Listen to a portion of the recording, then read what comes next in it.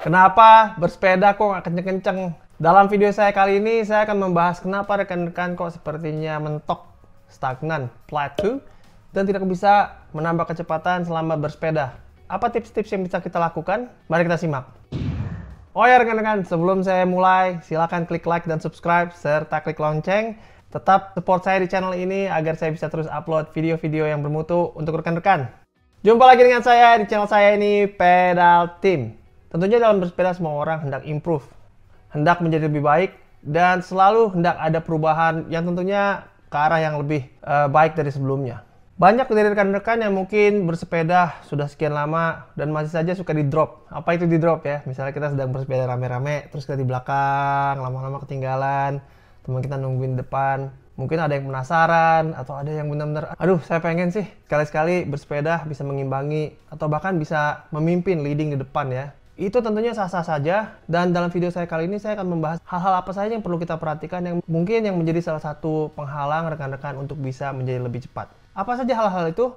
Mari kita bahas. Yang pertama yang sangat cukup umum dilakukan adalah teknik. Nah, teknik ini adalah meliputi jenis sepeda yang dipakai, teknik ketika bersepeda, handling, tekanan ban, dan banyak hal lain yang bisa kita lakukan agar membantu kita tetap enjoy dalam bersepeda dan bisa mengimbangi kecepatan rekan-rekan kita. Mungkin kita bisa belajar bagaimana caranya berbelok, berhenti, bagaimana caranya memindahkan gear atau gigi atau speednya. Banyak hal-hal lain yang kita bisa lakukan agar kita bisa handle lebih baik sepeda kita dan bisa mendapatkan hasil yang maksimal. Apabila kita sudah memiliki sepeda karbon yang mahal, skill kita juga sudah cukup mumpuni, akan tapi kita masih di drop, tentunya di sini banyak hal lain yang sepertinya akan menjadi masalah. Dan mungkin memang ada hal lain yang kita perlu perhatikan agar bisa menjadi lebih cepat. Nah, disinilah saya akan sampai kepada poin yang kedua. Rekan-rekan mengalami stagnan. Mungkin rekan-rekan bersepeda dengan cukup lama, cukup jauh. Volumenya juga cukup tinggi. Akan tapi stagnan. Apa yang dimaksud dengan stagnan di sini? Yaitu rekan-rekan tidak men-challenge atau menantang tubuh rekan-rekan untuk menjadi lebih cepat. Misalnya rekan-rekan bersepeda dengan kecepatan 15 km per jam, tapi selama 5 atau 6 jam. Maka tubuh rekan-rekan akan dikondisikan sampai di situ saja. Ketika ditantang untuk menjadi lebih cepat, misalnya dari 15 ke 20, dari 20 ke 25, 25 ke 30, dan seterusnya, tubuh rekan-rekan tidak siap. Nah, apabila rekan-rekan mengalami masalah ini, obatnya adalah high intensity training ya. Apa yang disebut dengan high intensity training? Yaitu di mana rekan-rekan melakukan speed work. Dalam artian, ketika rekan-rekan sedang bersepeda, ada langit-langit atau batas di mana tubuh rekan-rekan sudah terbiasa melakukan latihan. Perlahan-lahan kita hendak mengangkat langit-langit ini agar mencapai target yang kita inginkan. Caranya dengan speed work atau high intensity interval training ini ya.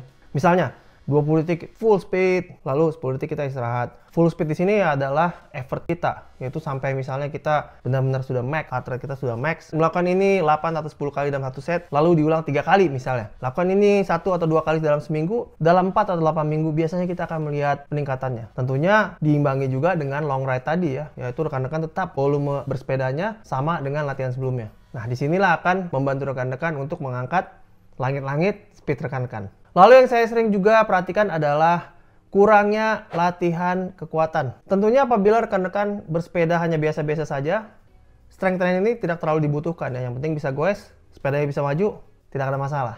Akan tapi rekan-rekan juga butuh apa yang dinamakan strength training apabila rekan-rekan sudah hendak membawa level bersepeda rekan-rekan ke level berikutnya. Nah, disinilah strength training ya, atau latihan kekuatan dibutuhkan. Mungkin 1 atau 2 kali seminggu saja. Kita fokuskan kaki misalnya dengan squat, dan kita fokuskan di core atau di tubuh kita ya. Bisa kita lakukan misalnya dengan planking, Russian twist, dan banyak hal lain yang bisa rekan-rekan cari di Google dan bisa dipraktikkan. Lakukan ini selama 1 jam, 1 minggu, atau 2 kali seminggu. Itu akan sangat membantu rekan-rekan untuk mempertahankan postur ketika sedang bersepeda, dan apalagi dalam kecepatan yang cukup tinggi. Ingat, strength training juga dibutuhkan dalam meningkatkan kualitas bersepeda kita. Lalu ada juga yang saya sering lihat ya, yaitu rekan-rekan lupa untuk beristirahat. Mungkin ada rekan-rekan yang sudah mempraktekkan banyak hal ini. Sudah interval training, sudah core body training, skillnya sudah mumpuni, tapi speednya masih mentok-mentok juga. Nah, mungkin rekan-rekan lupa untuk beristirahat atau mengistirahatkan otot-otot rekan-rekan. Ingat rekan-rekan, tubuh kita walaupun mirip seperti mesin, tapi bukan mesin. Dalam artian, untuk memperkuat otot-otot kita, tidak bisa kita paksakan hari ini bersepeda, besoknya langsung kencang. Tidak. Otot ini harus kita kondisikan untuk bekerja di luar kemampuannya atau di batas kemampuannya, sehingga akan membangun jaringan otot-otot yang baru untuk dipakai di latihan berikutnya. Dalam artian, Ototnya sakit-sakit dulu untuk sebelum bisa improve. Dalam membangun kekuatan dalam bersepedanya tentunya dibutuhkan istirahat. Ini semua terjadi ketika rekan-rekan sedang tidur atau istirahat. Jangan lupa rekan-rekan, mentang-mentang rekan-rekan sangat suka bersepeda, tidurnya kurang, setelah long ride ya seharian, malamnya jalan-jalan, besoknya long ride lagi, malamnya tidak tidur, besoknya long ride lagi. Lama-lama tubuh kita tentunya tidak akan mampu untuk renew atau memperbaharui resourcesnya. Apa yang terjadi? Rekan-rekan menjadi over fatigue atau terlalu capek, sehingga untuk improve itu sudah susah. Ingat rekan-rekan, beristirahat apabila rekan-rekan hendak bersepeda dengan lebih cepat. Yang terakhir saya bahas di sini, rekan-rekan kurang fueling. Apa itu fueling? Yaitu makan atau memberikan bahan bakar kepada tubuh kita ketika sedang bersepeda agar tubuh kita bisa berfungsi secara optimal. Fueling ini begini caranya. Dalam tubuh kita memiliki cadangan glycogen ya. Glycogen ini dibutuhkan oleh tubuh kita sebagai bahan bakar. Tergantung ukuran kita, tubuh kita menyimpan bisa sebesar antara 1.700 sampai 2.000 kalori. Apabila rekan-rekan bersepeda dengan intensitas yang tinggi, rekan-rekan bisa menggunakan sampai 800 kalori per jamnya. Ketika rekan-rekan sudah mulai bersepeda antara 2, 3, 4, 5 jam, disinilah cadangan glycogen kita bisa menipis dan tubuh kita akhirnya menggunakan sumber lain untuk menggantikan cadangan glycogen ini. Bisa diambil dari otot kita dan akhirnya tubuh kita breakdown atau merusak otot kita sendiri. Dan ini tentunya tidak efisien. Apa yang kita lakukan? Kita usahakan untuk selalu fueling dalam bersepeda. Misalnya dalam bersepeda kita usahakan untuk memasukkan karbohidrat sebesar 90-100 gram per jamnya. Karena tentunya pencernaan kita juga terbatas ya. Tidak bisa kita makan terlalu banyak di atas sepeda dan langsung menggunakannya sebagai bahan bakar. Jadi begini rekan-rekan, jangan lupa ketika kita sedang bersepeda ada asupan cairan dan juga makanan untuk menjaga asupan energi kita selama goes. Lalu rekan-rekan tentunya bertanya, aduh saya mau bersepeda biar tambah kurus nih. Kalau saya sambil makan terus kapan kurusnya? Ini bisa dibilang keliru ya. Rekan-rekan harus pisahkan antara bersepeda untuk sehat dengan untuk menurunkan berat badan. Menurut saya, turunnya berat badan dalam bersepeda itu bonus. Kalau memang mau benar-benar menurunkan berat badan, harus dengan diet yang benar dan disiplin. Dalam bersepeda itu, turunnya berat badan itu hanya menjadi bonus. Karena apabila kita fokus kepada bersepedanya, tubuh kita membutuhkan energi, membutuhkan fuel, membutuhkan bahan bakar. Dan juga ingat rekan-rekan, berat badan itu bukan segalanya. Ketika kita mulai rajin bersepeda, otot kita makin sering dibangun, tubuh kita makin berat. Mungkin setelah 3 bulan bersepeda, kok berat badan saya malah naik. Tapi sebenarnya tidak kelihatan tambah gemuk ya.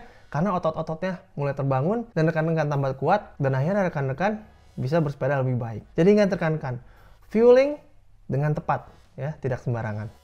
Oke rekan-rekan, semoga tips-tips saya itu berguna. Untuk meningkatkan performance kita dalam bersepeda, banyak alat-alat serta gadget-gadget yang bisa kita gunakan. Saya sudah sering mengulang-ulang di sini ya, dari misalnya cyclocomputer sampai power meter. Itu semua kita bisa gunakan. Tapi pada akhirnya kembali kepada disiplin kita serta volume dan kualitas latihan. Itu yang harus kita pakai. Apabila rekan-rekan penasaran dengan latihan dan apa itu bonking, bisa dilihat di video saya di sini. Ingat rekan-rekan, tetap semangat guys dan salam pedal team.